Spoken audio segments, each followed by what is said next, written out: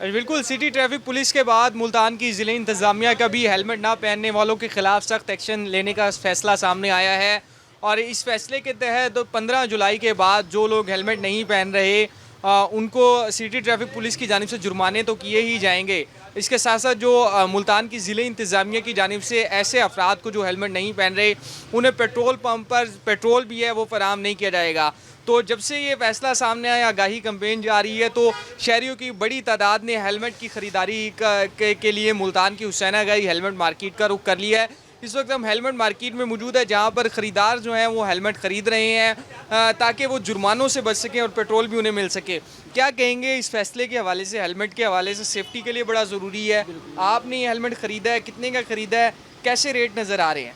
Sir rate जो हैं वो मतलब इतने हाई नहीं है, नॉर्मल रेंज है और डिफरेंट रेंज है हर तरह की। मतलब नॉर्मल से नॉर्मल भी है और मीडियम भी है और अच्छे भी है। मतलब जिसकी जितना बजट इजाज़त दे रहा है वो उस मुताबिक से मतलब वो अपनी रेंज कर रहा है अफोर्ड। तो बाकी ट्रैफिक वार्डन की तरफ से भी बहुत सख्ती देखने को नज़र आई है, मतलब चलान से चलान हो रहे हैं। तो उसके बाद भी जो ना मतलब पेट्रोल पंपों पे भी जो आज से मतलब देखी जा रही है मतलब सख्ती की, तो वो भी नज़र आई है। मतलब आज पेट्रोल नहीं मिल रहा पंपों पे, आज से मतलब उन्होंने अमल दरामद का जो है ना सिलसिला शुरू कर दिया गया है।